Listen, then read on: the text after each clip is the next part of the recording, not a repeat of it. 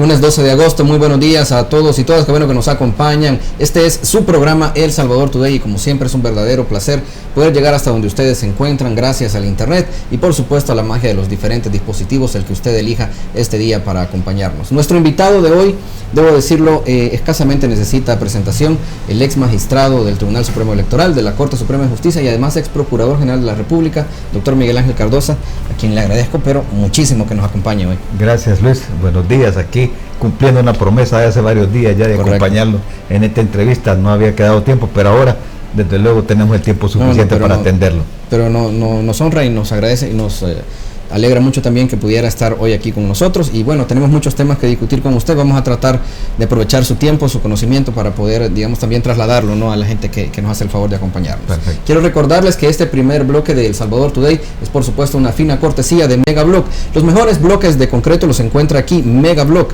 Visítanos en el kilómetro 34,5, carretera Sitio del Niño a Quesaltepeque, San Juan Opico, La Libertad. Será un placer atenderle. Además, recuerde su sitio web que es megablock.com.sb. Además, antes de iniciar en forma la conversación, quiero leerles algunos de los principales titulares que ya están disponibles en nuestro sitio web Cronio SB. Estos son: vicepresidente Félix Ulloa reitera el compromiso de instalar las CIES. 2 pandilleros de la MS-13 mueren en enfrentamiento armado con policías y militares. Esto ocurrió en San Luis La Herradura. Además, impactantes videos de tragedia. Soldados mueren al caer al vacío en una feria de las flores de Medellín, en Colombia. Doctor, le reitero el agradecimiento por estar aquí con nosotros. Sabe que estamos, bueno, tengo que decirlo, estoy particularmente un poco preocupado con algunos otros invitados que hemos tenido aquí en el programa. Llamaba la atención de la forma en que se desarrolló la elección de los nuevos magistrados del Tribunal Supremo Electoral, ¿verdad? La institución que usted conformaba, parte del órgano colegiado, hasta el 31 del mes pasado. Y bueno, para decirlo tal vez en palabras más sencillas, pareciera que el hecho de que se estén nombrando personas con vínculos evidentes, ¿verdad?, ya sea formales o materiales, que entiendo que es los que establece la sentencia de la Sala de lo Constitucional, sí. Se evidencia que estaría, digamos, fraguándose o por lo menos empezando a moverse las piezas en un ajedrez algo siniestro, con el objetivo de, digamos, un poco tratar de salvar un par de partidos políticos que es evidente, ¿no?, que su apoyo se ha diluido bastante, especialmente desde la última elección presidencial. La primera pregunta, magistrado, ¿qué garantías ofrece el sistema que tenemos de momento de que se va a respetar siempre la voluntad del pueblo, independientemente, por supuesto, de quién esté ejerciendo o dirigiendo el órgano colegiado?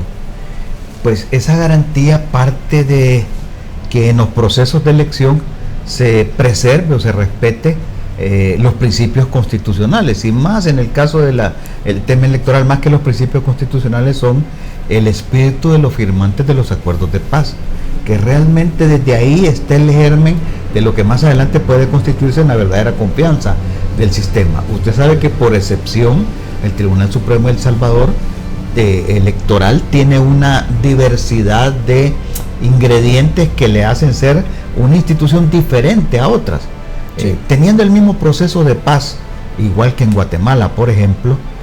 En el caso de El Salvador, los firmantes de los acuerdos de paz deciden constituir un organismo que le dé garantía al incipiente democracia que empezamos a desarrollar a partir de los acuerdos de paz, y adoptan la figura de irse por un organismo con la composición de los partidos políticos, con la integración de los partidos políticos, a diferencia de Guatemala, que estando tan cerca y con un proceso muy similar, los guatemaltecos en sus acuerdos de paz deciden sacar a los partidos políticos del órgano que iba a manejar las elecciones. Entonces, en el caso de El Salvador, los firmantes, y uno platica con ellos lo entienden claramente, vieron la necesidad de que los partidos se quedaran adentro del proceso para garantía del proceso mismo.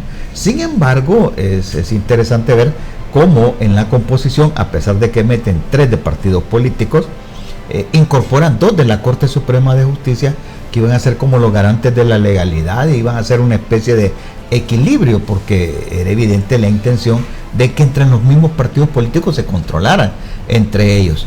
Y el pensamiento de los firmantes del acuerdo de paz, y que lo vemos ya en la Constitución, aparece que los 3 partidos con mayor votación en la presidencial, o sea, aquellos partidos que tenían mayor representatividad, mayor legitimidad para estar ahí, iban a controlar las elecciones.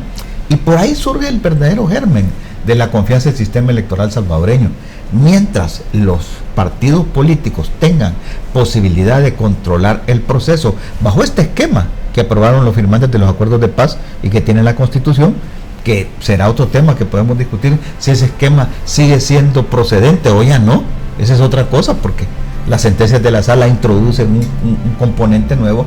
Sin embargo, el hecho de que los partidos políticos participen en todo el proceso, que incluso les permita integrar los organismos electorales temporales con personas a propuestas de ellos, y además les permita quedarse con las actas de los resultados el mismo día, en la noche, que son las actas que sirven de base para cualquier otro resultado, en un proceso que adicionalmente ha sido vigilado por una junta de vigilancia de los partidos políticos.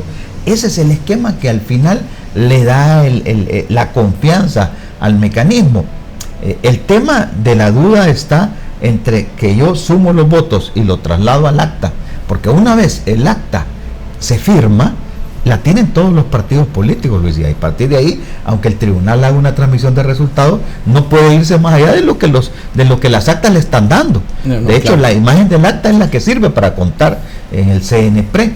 Entonces, eso es lo que le da verdadera confianza al mecanismo. Hay un tema, doctor, yo creo que usted sabe, ¿no? Uno de los dichos más populares en El Salvador es echa la ley, echa la trampa. Sí. Y tal vez por experiencia, digamos, y claro, a partir digamos, de la experiencia reciente y el hecho de que los partidos se han constituido casi que en hegemonía, ¿verdad? Son hegemonía del poder del poder político. La Constitución dice que son el único método para acceder al poder, ¿no?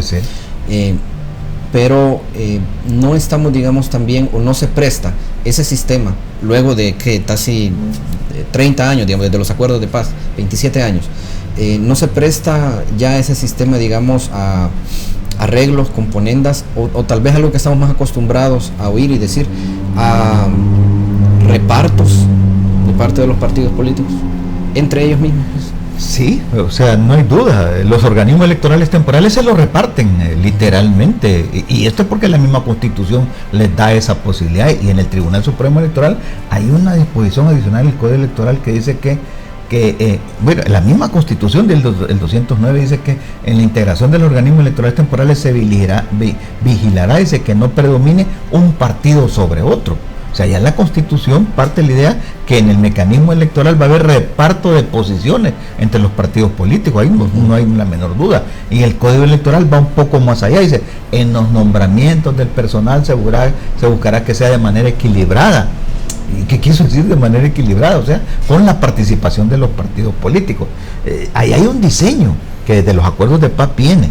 El tema será, como le decía hace un rato, es si ese diseño es bueno o no.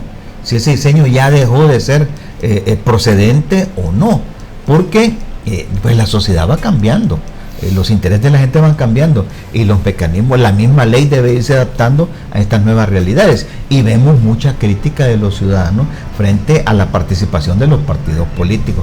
Ese ya es otro punto de aparte, que la Sala de lo Constitucional en sus resoluciones fue introduciendo una nueva forma, que es otro distinto mecanismo, porque realmente solo tenemos dos formas de organizar el Tribunal Supremo Electoral: o lo hacemos con los partidos, como lo hemos estado haciendo, o lo hacemos un tribunal independiente con técnicos, con profesionales del derecho electoral, como ocurre en Guatemala, que son académicos, que son miembros de las asociaciones de abogados, los que integran el tribunal, y ahí no participan los partidos políticos. Será, y es un momento, ahora tenemos un momento providencialmente que nos puede servir como para estudiar eso y decir, bueno, en una discusión política, en una discusión con los actores políticos, con los partidos, con la sociedad civil, discutir y pensar si el diseño del Tribunal Supremo Electoral, que los firmantes de los acuerdos de paz nos lo dejaron, sigue siendo vigente o es necesario renovarlo.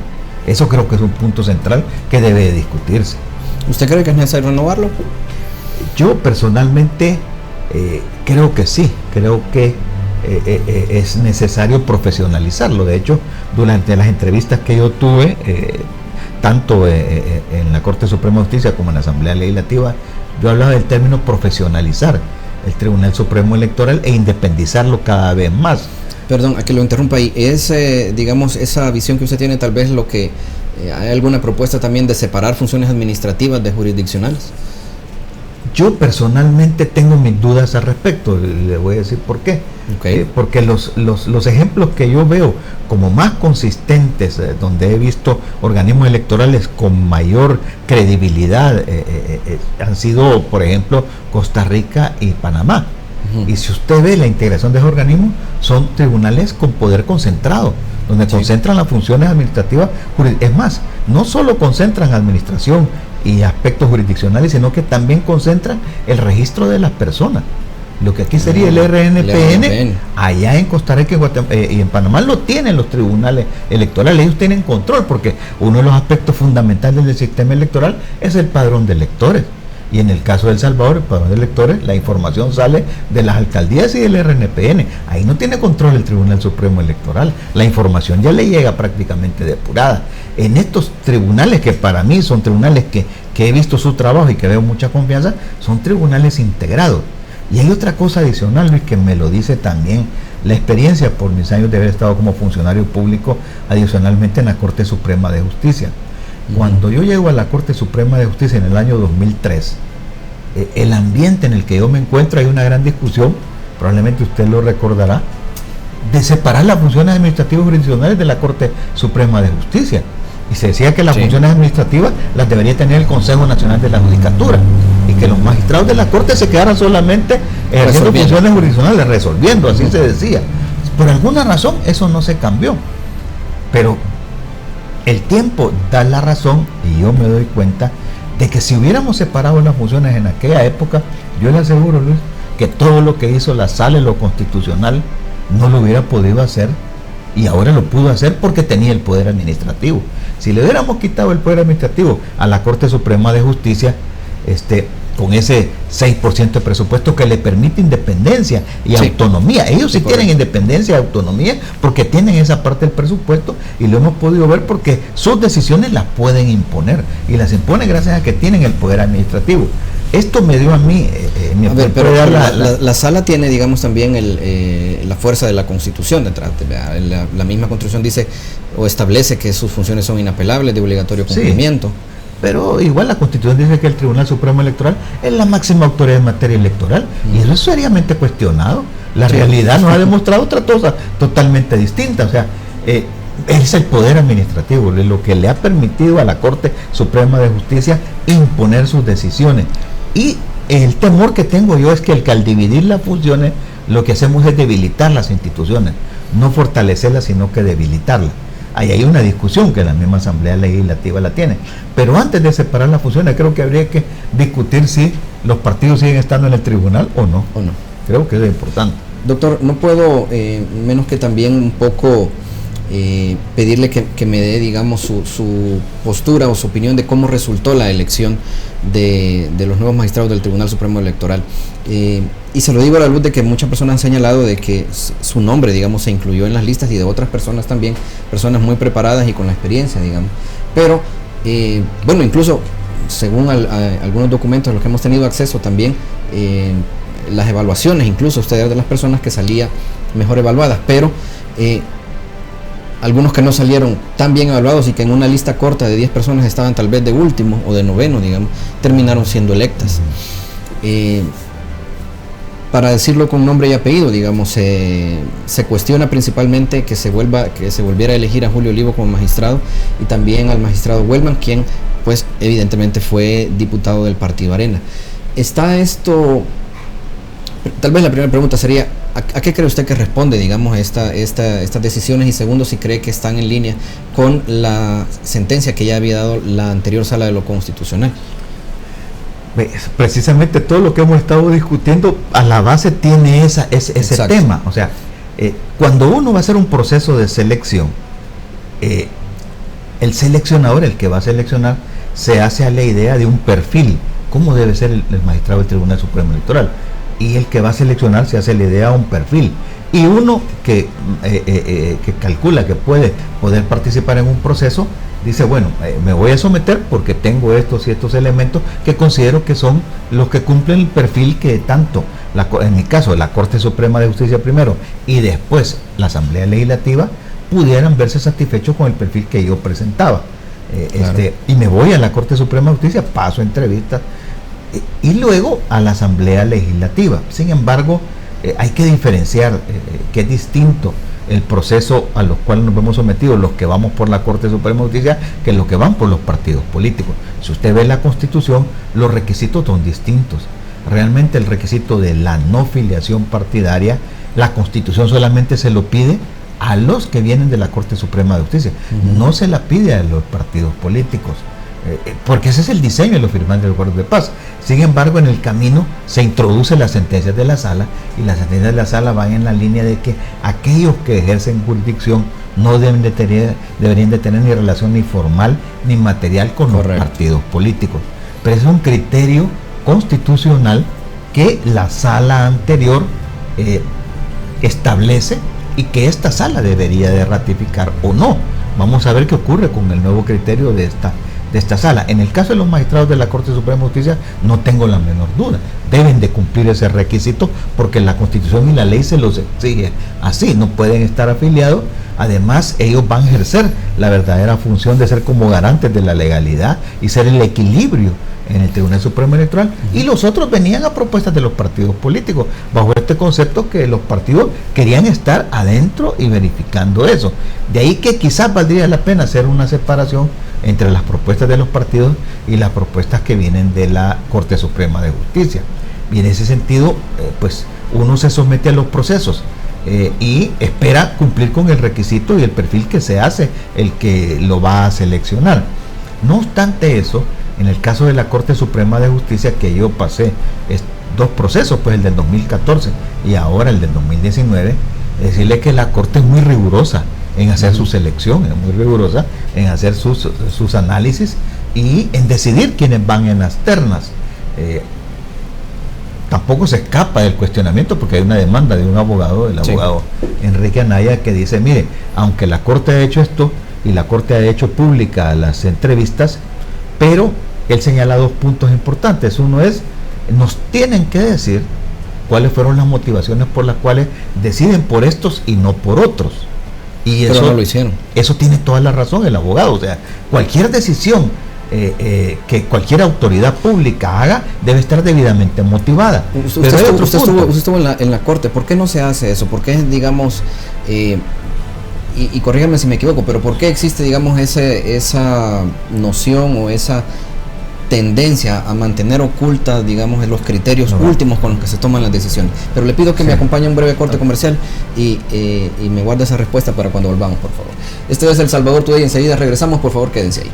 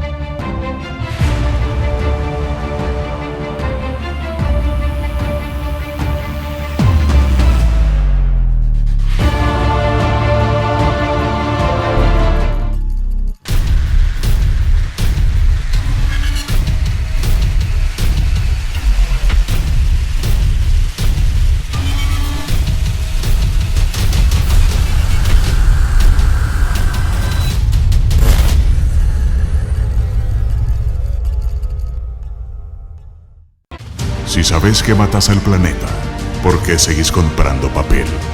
¿Por qué ser esclavo de un horario cuando te damos la libertad de tener todo en tu mano siempre? Si la información pasa en cualquier momento, ¿por qué vas a esperar a que alguien te la cuente? En Diario Digital Cronio, dejamos en el pasado lo tradicional para que vivas el futuro con nuestra multiplataforma. Ingresa a www.cronio.sb. Noticias Online.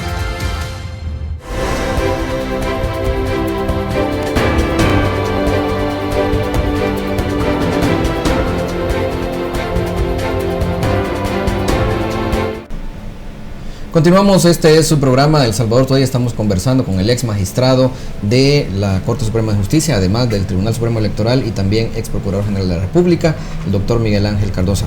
Le planteaba yo una pregunta al final del bloque anterior, doctor, esto de, digamos, ¿por qué existe, digamos, principalmente en el órgano judicial, digamos, esta tendencia, si se le puede llamar así, ¿no?, a mantener oculto tal vez las deliberaciones finales, principalmente en este caso las elecciones, muy particularmente, ¿no?, en el caso del Tribunal Supremo Electoral, vimos las entrevistas que se hicieron públicas, pero al final el criterio último de, sí, ok, ella, eso no lo sabemos. Sí, mire, por ley, todas las autoridades públicas, judiciales, o del Ejecutivo, o el mismo Legislativo, están obligados a motivar sus decisiones. Esa es una regla que las salas de lo constitucional y de lo contencioso administrativo han establecido. De hecho, la nueva ley de procedimiento administrativo dice toda decisión debe estar debidamente motivada. Ese es un punto. Y esta decisión de la Corte Suprema de elegir ternas de determinada manera debe estar motivada. Yo entiendo que es así, que la tienen la motivación. Distinto es a esa motivación que debe estar en un acta de la Comisión de Jueces o en un acta de la Corte Plena, que se haga pública. Y más bien, como planteaba el abogado Anaya, que esas discusiones sean públicas. Ese es otro punto, que en mi experiencia judicial, muy pocos tribunales superiores, muy pocos Cortes Supremas de Justicia hacen esa deliberación de manera pública. Porque naturalmente los jueces, el estrato judicial casi siempre ha sido es un claustro prácticamente, sí, ha sido muy cerrado, porque hay de algunos autores de antaño la famosa frase de que las sentencias son la boca por medio de la cual los jueces hablan y que no tienen por qué hablar públicamente. De hecho, en algunas latitudes hay en las reglas éticas de los jueces la prohibición de expresarse públicamente. Tienen esa prohibición. Entonces, las Cortes Supremas son muy cerradas y tienen se limita un poco el ser más transparentes o publicitar más sus decisiones, pero yo no dudo que deben de tenerla, que la Comisión de Jueces debe tener su acta. Pero ese es el señalamiento que le hace el abogado Anaya Barraza, y que perfectamente la Sala Constitucional debería pedirle ya a la Corte Plena cuáles son las motivaciones por las cuales ellos decidieron irse de una manera o de otra. Igual ocurre con la Asamblea Legislativa, porque tuvimos entrevistas públicas, pero las deliberaciones no las sabemos. Hasta un día después que nos terminan las entrevistas públicas, vemos que la Comisión Política se reúne y escucha el dictamen de la comisión, de la subcomisión especial, escucha el dictamen y aprueban el dictamen. ¿Cuáles son las razones por las cuales también deberían de estar debidamente motivados? No importa que sea un acto político como nombrar a un funcionario de segundo grado, no importa eso, debe estar la razón por la cual se nombra a determinada persona y por qué no a otra. Y es lo que yo le decía al principio, es si yo, el que voy a decidir, me hago un perfil, yo quiero tener magistrados de esta forma, y esa es la que al final debe de estar como regulado y de alguna manera escrito la motivación por la cual yo me inclino por uno y no por otro. Entendido. Quiero preguntarle muy expresamente, doctor, ¿cómo fue trabajar, digamos, como a la par junto con el doctor Julio Olivo como presidente del Tribunal Supremo Electoral? Sí. Sé que bueno, él mismo lo hizo público, ¿no? Sé que había serias diferencias con los otros magistrados, ¿verdad? Pero eso es normal, ¿verdad? Pero ¿cómo las administraban? Bueno, ciertamente una de las cosas más difíciles, y lo debe estar pasando ahorita el nuevo organismo colegiado, es cuando uno se integra en un organismo como estos. El primer punto, y el más complicado de todos, es cómo 5 personas se van a interrelacionar entre sí y van a tomar decisiones, especialmente en el caso del Tribunal Supremo Electoral, decisiones que normalmente uno está sometido a grande presión.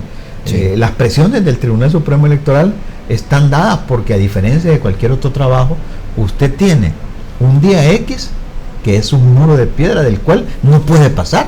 O sea, no hay como que, bueno, si yo me retraso, lo voy a hacer una semana después. No, aquí no, usted tiene que estar listo para ese día y no hay otra forma. Entonces, uno está sometido a la presión de la fecha de las elecciones y de tanto elemento técnico que debe de cubrir, que es muy difícil, y ciertamente el manejarse en relaciones interpersonales es complicado porque uno no conoce ¿cómo va a reaccionar ante esa situación una persona, un colega, incluso cómo reaccionaría usted cuando le ponga una pistola y le asalta en el carro? Uno nunca sabe cómo va a reaccionar. Eso mismo le ocurre a los magistrados del Tribunal Supremo Electoral, puestos el día de las elecciones, con las presiones que hay ese día, uno no sabe cómo los colegas van a reaccionar. Y ese es el primer punto que debe prepararse el tribunal. Entonces, ciertamente llevar unas relaciones interpersonales, sobre todo cuando son personas que provienen de diferentes sectores. En el caso del doctor Olivo venía de la academia, él venía acostumbrado de manejar otro tipo de relaciones, entonces acostumbrarse siempre fue difícil, ¿verdad? Siempre lo fue, incluso en algunas posiciones que él adoptaba, nos tuvimos que separar. No siempre fue él el que se quedó votando solo. Algunas veces me tocó a mí votar solo, otras veces fueron otros magistrados los que votaron, pero ciertamente las relaciones interpersonales es el tema más complicado en el Tribunal Supremo Electoral, porque en ese momento de estrés y de presión uno nunca sabe cómo las personas van a reaccionar. Algunas veces uno hasta puede levantar la voz. Un par de veces con el doctor Olivo nos discutimos. Él recordará una noche que me levanté de la mesa molesto, una noche de discusiones, ¿verdad? Pero ese es lo que uno tiene que aprender a manejar en un colegiado como ese. ¿Qué tareas quedaron pendientes cuando usted salió como magistrado? ¿Cuáles son las más urgentes además? Bueno, el problema que tiene El Salvador es que como cada cierto tiempo, muy pronto tenemos elecciones y hemos ido complejizando el sistema electoral, pues ya las próximas elecciones se convierten en lo urgente para este organismo colegiado. Quedaron cosas, ciertamente quedaron cosas pendientes que tienen que ver ya casi con los preparativos para las nuevas elecciones, porque este Tribunal Supremo Electoral, que terminó su función el 31 de julio, tomamos una decisión, y es que después de cada proceso eleccionario hacíamos un seminario de evaluación, y que de los resultados del seminario de evaluación hacíamos propuestas de reforma, y en algunos casos eran decisiones administrativas nuestras que no necesitaban ir a la Asamblea Legislativa. Claro. Le dimos a la Asamblea Legislativa nuestros resultados para que ellos tengan elementos para reformar la ley, pero algunas decisiones administrativas, como por ejemplo el tema de la transmisión de resultados, que hemos ido superando la etapa de la contratación de las empresas para que el tribunal pueda asumir por sí solo ese compromiso. Esa experiencia que tuvimos en el 2019 nos indicó que había que dejar ya permanentemente un programa de transmisión de resultados, como asumir ya una oficina permanente, y no que cada vez que venían elecciones habría que hacer un programa de transmisión de resultados y había que contratar una empresa. O sea, más bien esos programas estaban dedicados para eso, para contratar empresas. En esta ocasión nos salimos de ese esquema, y entonces allá queda un tema pendiente, que es darle vida a la unidad de transmisión de resultados para que quede permanentemente. Ya 6 programadores deberían de estar, se pensó en 6, que ya deberían de estar sentados viendo los programas, preparando los programas, porque para un evento como el del 2021, que vamos a elegir parlacen, diputados y consejos municipales, volvemos a estar en la complejidad de un mecanismo que hasta empresas grandes como Marmatic tuvieron un par de problemas, un par de errores. O sea, eso, si uno lo empieza a ver con suficiente anticipación, con tiempo, y para eso hay que darle permanencia al programa, pueden irse resolviendo esos programas, para estar uno prueba, error, y superándolo en cada ensayo, ¿verdad? Superando las inconveniencias. Pero sí, realmente hay que, ese es un tema, como usted me pregunta puntualmente, ¿qué quedó pendiente? Creo que ese es uno de los puntos que está pendiente, que ya debería de empezar a tomar acción el nuevo tribunal. Doctor, ¿pueden los partidos políticos, a través de los magistrados que ellos mismos han seleccionado o nombrado, bloquear el surgimiento, la inscripción y posicionamiento, digamos, además político, de nuevos partidos políticos, de nuevos organismos, como los que vemos que ya están surgiendo, pues, sí, en el Bueno, a mi salida, yo, el tribunal anterior, dejamos un panorama ya de nuevos partidos políticos. Hay 9 partidos políticos inscritos, oficialmente inscritos. Los últimos fueron, en nuestro periodo se inscribió Vamos, se inscribió Nuevas Ideas, y ya se inscribió Nuestro Tiempo. Ya son partidos políticos. Y dejamos en proceso de inscripción a 2 partidos políticos más, que ya les habíamos entregado los libros y que andan tramitando ya la firma para obtener el respaldo que les permita constituirse como partido político, que es Cambio Democrático y Fraternidad Patriótica Salvadoreña, FPS, que fueron dos de los partidos que fueron cancelados por el tribunal, completaron su proceso de liquidación y ya volvieron a iniciar, y ellos están en proceso de poderse inscribir. Claro, tienen que llenar un número suficiente de firmas y luego pasar la etapa de las oposiciones que puedan tener los ciudadanos a los partidos políticos. Si logran superar esa etapa, pues el nuevo tribunal no va a tener mayores, como le dijera, muy difícilmente va a encontrar razones para no inscribir un partido político. Pero los partidos políticos y hasta cierto grado es entendible, ¿no? Digamos que siempre van a tener objeciones, pero y una de las que más frecuentemente se escucha es que dentro del tribunal se retrasa, digamos, intencionalmente el procedimiento, ¿verdad? La aprobación, ya sea de los libros, de diferentes actas, cosas así. ¿Qué garantías hay, digamos, cuando o para los partidos políticos que no están representados? Sí. Bueno, primero, ahora hay un nuevo instrumental jurídico que sirve para esos efectos, que son, por un lado, la nueva ley de procedimiento administrativo, que cuando se inscribió, por ejemplo, Nuevas Ideas no estaba vigente todavía, ahora sí lo está. Y hay un tema mucho más interesante, que es la ley de eliminación de barreras burocráticas, que es una nueva ley, en el cual cualquier ciudadano puede exigirle al Tribunal de Eliminación de Barreras que sancione a la autoridad que le esté exigiendo requisitos adicionales, solo por el interés de retrasarlo. Ahora hay un instrumental que puede utilizarse en un proceso como este. Por otro lado, la ley en algunos casos da plazos que el tribunal debe de respetar, y que aunque los partidos quieran hacer, pero al final van a tener que resolver decisiones. Y aquí es donde el Tribunal Supremo Electoral, y por eso les decía yo lo importante que son los dos magistrados que vienen de la Corte Suprema de Justicia, que son los que van a generar ese equilibrio, que son los que a mí me tocó en varias ocasiones hacer ese recordatorio. Mire, somos jueces electorales y tenemos plazos que cumplir y procedimientos judiciales a los cuales debemos de responder. Entonces, a pesar de que los partidos quieran hacer alguna maniobra al interior del tribunal, ahí los magistrados de la Corte Suprema de Justicia son los llamados a hacer los recordatorios de legalidad, y el interesado va a hacer ejercicio de los derechos que la ley le establece para exigirle al tribunal que vaya cumpliendo. Además, ahora tenemos la ley de acceso a la información pública, que se le puede estar pidiendo información, los ciudadanos pueden pedir información al tribunal y someterlos a un procedimiento, de tal suerte que el tribunal, por más que quiera hacer, va a tener que reconocer estos nuevos partidos políticos. Doctor, uno de los cambios a los que obligó la anterior Sala de lo Constitucional, y tal vez de los más controversiales, fue el voto cruzado y las listas abiertas, digamos. Sí. Entiendo que además eso en términos técnicos también generó algún problema. Ahora, quisiera pedirle primero una reflexión, ¿no? Si este ajuste, este cambio que hizo la Sala, al final de cuentas contribuyó a tener, digamos, un sistema electoral democrático más fuerte, y cuáles cree que serían los costos de ir para atrás en esa reforma. Bueno, el momento en el cual la Sala de lo Constitucional aprueba un mecanismo como coincide ya con una sentencia previa, que es la que la Sala dice, miren, no son los partidos la única vía, sino que es más bien, el partido es un medio, y el medio no puede estar por encima del ciudadano, que es la razón de ser del Estado. Ya viene cuestionando el tema, sobre todo, de que si con las listas cerradas, quienes imponían a los candidatos eran las cúpulas de los partidos.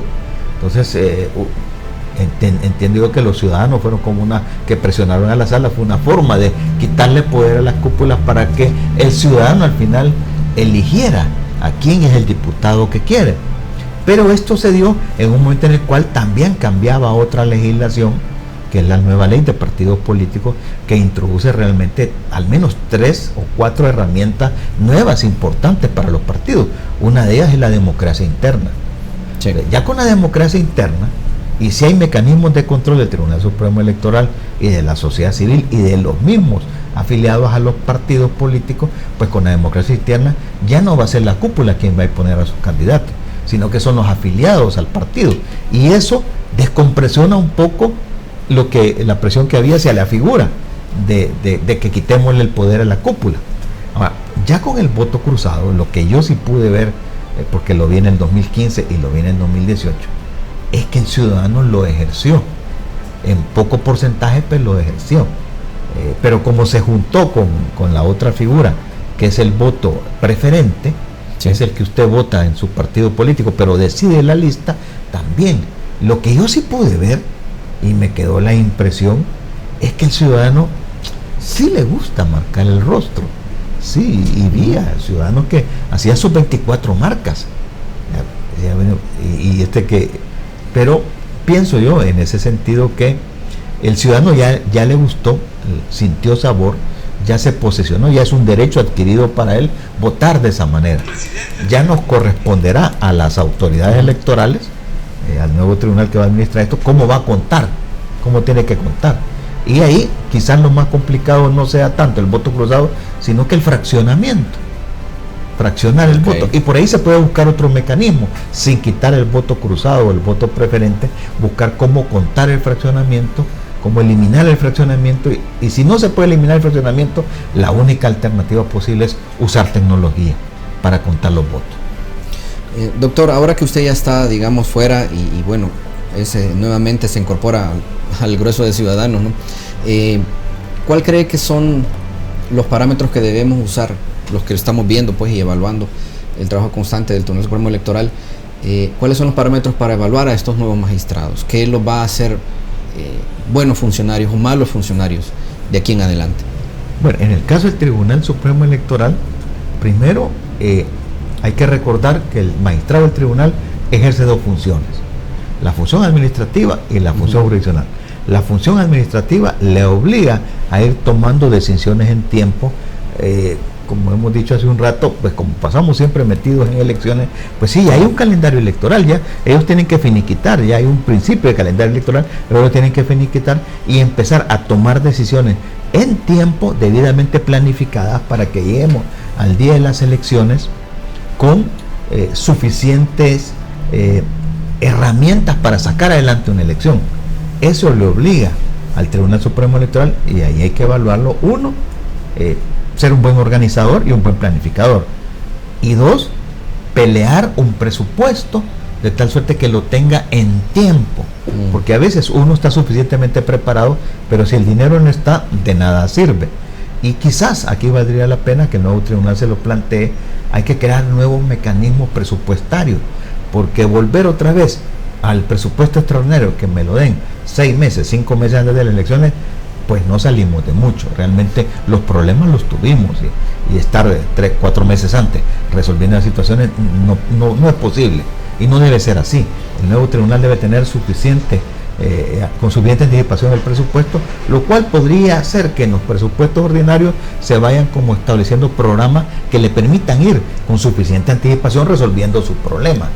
Esa es una forma de evaluar al tribunal, tiempo, sí. Cómo va a pelear su presupuesto, cómo se está organizando, qué tan con tiempo está planificando sus actividades.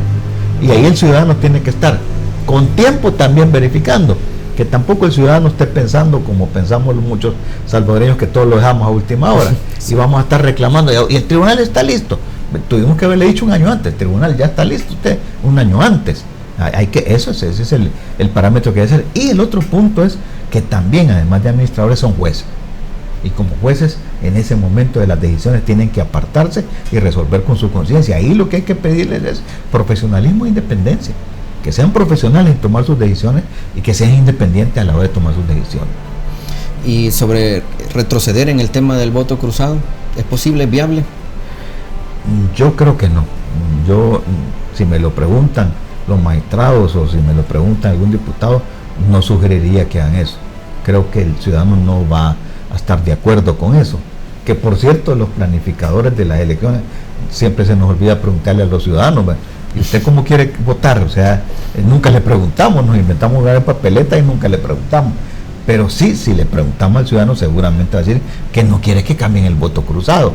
Entonces yo creo que lo que debe de apuntarse tanto el tribunal como la asamblea es a ver cómo resolvemos el problema del voto fraccionado, que es lo que realmente da problema. Ahora, acuérdese que si mantenemos el sistema, los partidos políticos como es actualmente, usted tiene que hacer un escrutinio para determinar los votos, y el complemento de los votos lo hacen el fraccionamiento del voto cruzado, las fracciones de voto cruzado. Esto quizás valdría la pena ver cómo se elimina y cómo buscamos hacer entero y no fraccionado. Y luego tenemos que hacer otro escrutinio, porque después de saber cuáles son los escaños, tenemos que ver quiénes los van a ocupar. Y después hay que contar las marcas de preferencia, que es otro escrutinio que también es complicado. Tal vez no complicado, pero sí tedioso, porque estamos hablando de un montón de marcas. ¿Sí? Y si no pusimos atención en el colegio va a ser peor. Magistrado, para finalizar, sí. Sabemos que hay varios recursos, no solamente el que puso el señor el licenciado Anaya, sino también hay otros pues en contra de los magistrados que ya resultaron electos. Bajo su criterio jurídico, ¿qué esperaría de la actual Sala de lo Constitucional? ¿Cómo cree que deben resolver? Deben de pronunciarse sin lugar a dudas. En cuanto a la obligación que deben de razonar y motivar sus decisiones, me parece que eso es claro. O sea, eso es, la sala ahí no puede dar marcha atrás.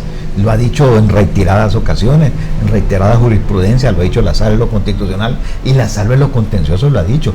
Todas las autoridades públicas están obligadas a motivar. El ciudadano tiene derecho a saber por qué el funcionario público decide de una manera y no de otra.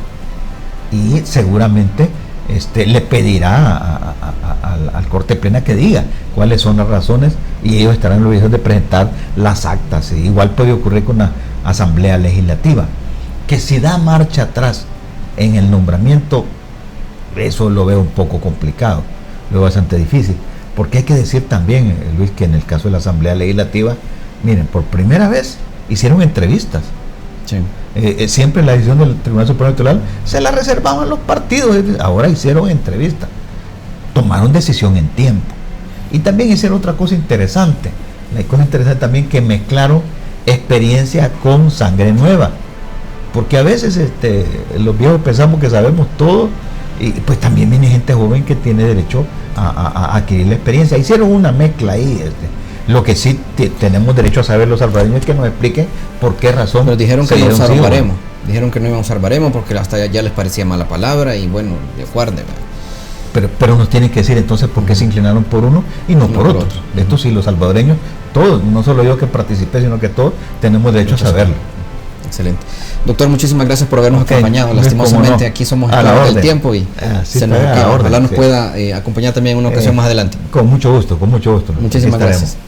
Este es el final de su programa El Salvador Today. Esperamos que nos acompañe en la próxima emisión. Recuerde que estamos a través de todas nuestras redes sociales. Nos encuentra como @croniosb, o en el caso de mi cuenta personal como @LuisAlvarado. Será hasta la próxima, y recuerden, el costo de desentenderse de la política es ser gobernado por lo peor que la sociedad tiene para ofrecernos.